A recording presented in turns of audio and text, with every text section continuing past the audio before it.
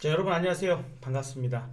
문득 이런 생각이 들더라고요. 우리가 부자가 과연 될 수 있을까? 재테크 잘하든지 아니면 뭘 하든지 돈을 열심히 모으면 부자가 될 수 있을까? 노후에 대한 대비가 잘 될 수 있을까? 이런 것들 한편으로 이렇게 해야 되지 않을까라는 생각이 들어서 오늘 이 영상을 찍게 됐습니다. 자, 그러면 우리가 부자가 될 수 있을까? 하는 그 얘기부터 한번 시작해 볼까 해요. 부자가 될 수 있는 방법은 앙드레 코스톨라니는 이렇게 얘기를 했습니다. 세 가지. 사업에 성공하거나, 이미 부자인 사람과 결혼하거나, 투자에 성공하거나. 뭐 어찌됐든 다 쉽지 않습니다. 사업으로 성공한다는 것도 무척 어려운 일이고, 부자와 결혼한다는 것도 매우 어렵죠. 투자의 성공도 쉽지 않습니다. 그래도 그나마 가능성은 사업 성공보다, 또 부자와 결혼하는, 재벌과 결혼하는 것보다 조금은 더 노력에 의해서 가능하지 않을까라는 생각도 들기는 하네요. 자, 우리가 그러면 월급쟁이 얘기가 없잖아요. 월급을 많이 받으면 부자가 될 수 있을까? 여러분 얼마 이상의 연봉이면 부자가 될 수 있다고 생각하세요? 그래도 보통 한 연봉 1억 정도 생각하지 않을까요? 자, 연봉 1억이면 우리가 국민연금, 뭐 건강보험료, 근로소득세 이런 것들을 빼고 나니까 1년에 실제 수령할 수 있는 금액이 7,900만 원 정도 되네요. 월 환산하니까 658만 원 정도를 받을 수 있습니다. 이 돈을 비현실적으로 한 푼도 안 쓰고 다 모은다. 뭐 이러기나 어렵겠죠. 그래서 뭐 혼자 살면은 물론 100만 원 갖고도 살 수도 있고 200만 원 갖고 살 수도 있겠지만 가정이 있을 테고 부부가 뭐 같이 벌 수도 있겠지만 자녀가 한 명 정도 있다고 하면 그래도 연봉 1억 어쨌든 1억의 어떤 돈을 번다라고 했을 때에 650만 원의 실수령을 한다? 한 350은 쓰지 않을까요? 자, 그러면 한 달에 나머지 300만 원씩 모은다고 쳐보죠. 모은다고 쳐봅시다. 그러면 연봉 1억자가 10억의 자산을 모으기 위해서 얼마나 시간이 걸릴까? 계산해 보니까 333개월이 걸려요. 333개월. 그러면 연으로 따지면 약 27년, 30년 뭐 될까 말까 할 수 있겠습니다. 뭐 더 아끼면 나을 수 있겠고. 근데 여기서 10억을 만들기 위해서 이렇게 저금만 한다. 물론 이자가 좀 붙을 수 있겠고 뭐 하겠지만 역시 투자를 하지 않는다면 너무 오래 걸리는 게 아닐까라는 생각이 듭니다. 중간에 아마 뭐 2, 3억 정도 모였을 때에 대출을 일으켜서 뭐 집을 산다거나 여러 가지 행동들을 할 수도 있겠죠. 어쨌든 그냥 표면적으로 봤을 때는 이러해요. 그렇게 해서 우리가 27년을 정말 꼬박꼬박 모아서 10억을 모았다. 그러면 노후 대비가 될까요? 노후에 우리가 얼만큼 쓸까? 반대로 생각해 보면 되죠. 내가 한 달에 혹은 우리 가정이 이제 노후니까 자녀의 걱정 없이 부부의 소비 이런 부분들로 27년을 300만 원씩 쓴다면 27년의 노후 대비가 될 수 있겠네요. 27년이면 괜찮을까요? 자, 노후. 자, 우리 대비 생각해 봅시다. 우리나라의 기대 수명이 82.7세. 여성분들은 훨씬 높고 남성분들이 좀 낮아요. 그래서 평균 수명이 82.7세입니다. 누군가는 90세까지 살고 누구는 95세까지도 살겠죠. 예, 그죠? 최근에 빠떼루 아저씨 돌아가셨다는 기사를 접했는데 76세에 돌아가셨더라고요.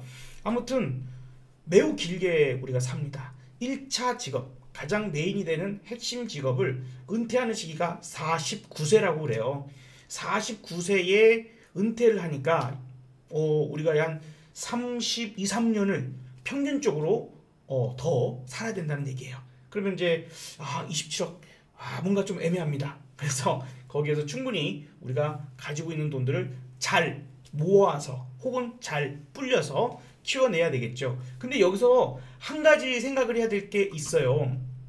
어떤 생각이냐면 노후 자산이 얼마나 필요할까 하는 부분들에서 반대로 어떠한 지출을 우리가 줄인다면, 그죠? 지출이 가장 크게 나간다거나 어떻게 될지 잘 몰라. 집집마다 상황이 매우 다른. 왜냐하면 먹는 거, 그 다음에 우리가 집에다가 주거비랄지 의식주 자체를 위해서는 어쩔 수 없는 지출이 필요할 거 아닙니까? 통신비도 마찬가지일 테고요.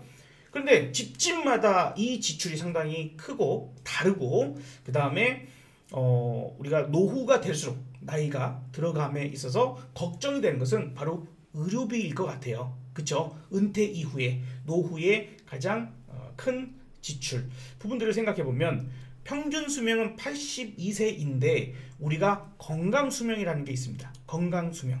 건강 수명은 우리가 병원에 입원하지 않고 우리가 활동할 수 있으며 뭐 어떤 질병이 있을 수 있지만 일상생활을 원활하게 활동할 수 있는 그런 나이인 것 같아요. 나름 건강할 수 있는 나이. 이게 73세 정도입니다. 그러니까 약 우리가 9년 동안을 병원 신세를 지면서 뭐 병원에 입원할 수도 있고 아니면 통원 치료를 받을 수도 있고 큰 수술을 할 수도 있어요. 이런 부분들이 우리가 노후에서 가장 걱정되는 부분 중에 하나잖아요. 그쵸? 이 건강 수명이 73.1세다. 예, 물론 2019년도 기준이긴 합니다. 그러면 뭐가 제일 중요하다는 생각이 어떻게 드시나요? 노후 자산 다시 생각해 봅시다. 우리가 이제 많이 벌어서 잘 모아놓고 잘 쌓아놓는 것도 중요한데요. 노후에 이 지출을 가장 크게 줄이는 게 최고의 노후 대비가 되지 않을까라는 생각이 들어요. 바로 뭡니까? 건강이죠. 건강. 정말 미국이나 다른 나라들 보면 뭐 미국도 요즘에는 그 건강 수명이 많이 줄어들었다고 해요. 하지만 우리나라보다는 훨씬 더 장수를 하면서도 건강하게 살아가는 그런 국가들이 있습니다.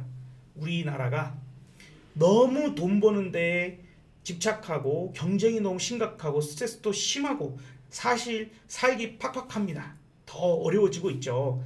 그런데 그렇다고 해서 술 많이 드시고 담배 그냥 많이 피시고 막 이러면 제때제때 끼니 잘 못 챙기고 운동하는 거 잘 하지 못하고 이렇게 됐을 때 내가 지금은 못 느낄 수 있지만 건강에 대한 대비가 잘 되지 못하면 가장 비참한 OECD 국가 중에서 노인 빈곤율이 가장 높은 나라가 우리나라인 거 아시죠? 지금의 어르신들만 해당되는 건 아니라고 봐요. 요게 의료비로서 너무 큰 비용이 지출돼 버린다면 나름 10억을 모아놨다 하더라도 15억을 모아놨다 하더라도 그러한 부분들에서 누릴 수 있는 것이 너무 줄어들 수 있으니 지금이라도 여러분들 건강관리하는 게 제가 보기에 가장 큰 최고의 노후 대비이지 않을까 생각됩니다. 부디 건강하시고 또 하루하루 우리가 스트레스 덜 받으면서 자산을 높여갈 수 있도록 함께 성공을 해 나갈 수 있었으면 좋겠습니다.